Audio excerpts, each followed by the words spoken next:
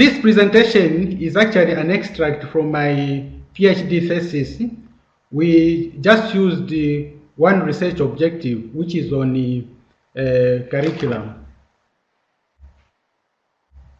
The lack of technically trained human resources in the agriculture sector at the time of independence in 1964 was among the major constraints to rapid growth of the Zambian economy.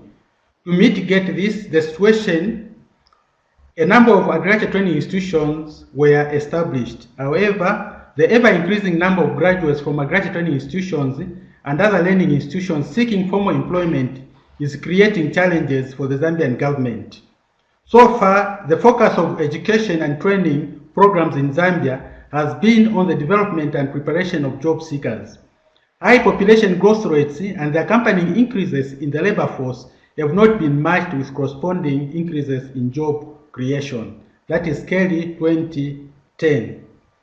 The problem statement: research has revealed that entrepreneurial education has about 90% bearing on all enterprises in growing economies, and entrepreneurs provide about 50% of jobs in such countries.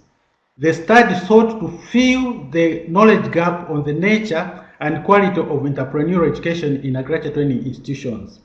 Little research seems to have been conducted on agriculture training institutions to ascertain the adequacy or level of entrepreneurial education obtaining in Zambia, as the records on status of agriculture training institutions in Zambia point to the absence of either systematic study reports or research on the status of the institutions to establish the relevance of training programs offered as they respond to the job market. The objective of the study was to establish the adequacy of entrepreneurial education in agriculture training institutions curricula. The research question was, how adequate is entrepreneurial education addressed in agriculture training institutions curricula? The significance of this study was that this study may influence policy in the training of youth from other sectors, and also the findings of the study might contribute to the development of a prototype curriculum which might help agriculture training institutions improve the quality of entrepreneurial education.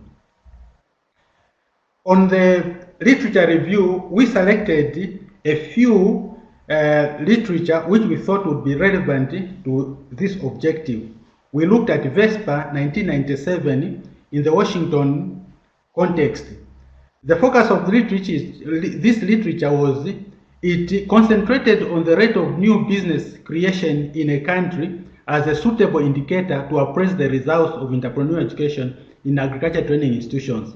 The gap that we found here was that the results of this indicator are not immediate. This is useful. The application is that this is useful when appraising contribution of entrepreneurship to economic growth over a long period of time to assess the programs or projects. We also looked at Wilson and Taffen in the European context. They recognize the scope of entrepreneurial education, which focuses on developing enterprising students.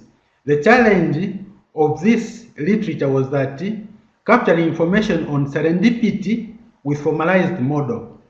Then application to this study is that he used the three fundamental aspects, namely knowledge, skill, and attitude, to identify opportunities, processes of creating and innovation, assessing and taking risks, self-motivation, and self-empowerment, which can be pragmatic, to evaluating the adequacy of entrepreneurial education in agriculture training institutions. The methodology that we used was, generally, the research design integrated both qualitative as well as quantitative research methods. The essence of combining data collection methodologies was to capture as much information from the respondents as possible. The population was agriculture training institutions management and final year students, Zambia National Farmers Union, University of Zambia staff, and Ministry of Agriculture and Livestock staff. The sample size was essentially 348, which was used, and the research instruments that were used were questionnaires, interview guides. The questionnaires had both closed and open-ended questions. The approach to collect data was designed to attract as much participation from agriculture training institutions and other stakeholders as possible. The data analysis and presentation, quantitative data were analyzed using frequencies, percentages, and tables, while qualitative data was analyzed thematically. We also used secondary data, which was collected through reports, documents, and available literature at the Ministry of Agriculture and Livestock website-based information. Then the findings of the study. In discussing the findings of the research regarding curricula, the central question looked at was how adequate entrepreneurial education was addressed in agricultural training institutions. The issues viewed were course contents, pedagogical methods in agricultural training institutions, and also classroom facilities.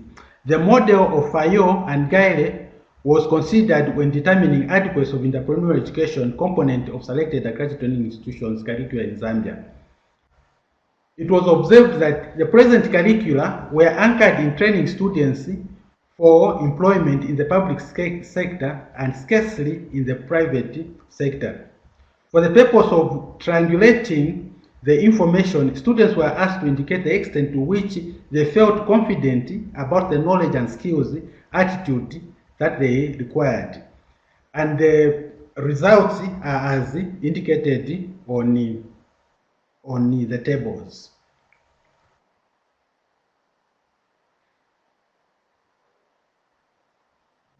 It was noted that there was inadequate practical training equipments in agricultural training institutions. There was inadequate and limited information flow from farm production units to the classrooms because of poor equipment. And according to 113 respondents, they disagreed with assertions that they had adequate knowledge on process from idea to realization startup of an enterprise. This was supported by Phiri 2011, who observed that entrepreneurs utilize personal and professional sources of information to a greater extent than public sources.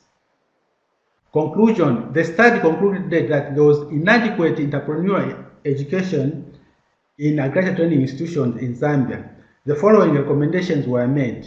Agricultural training institutions should have a cross-cutting strategy to enhance entrepreneurial education with sufficiently skilled training officers in entrepreneurial capability, also appropriate training materials and equipment.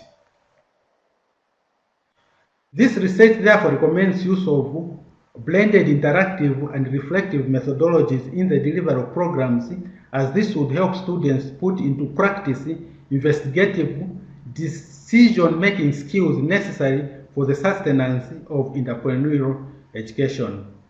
We end our presentation. I thank you.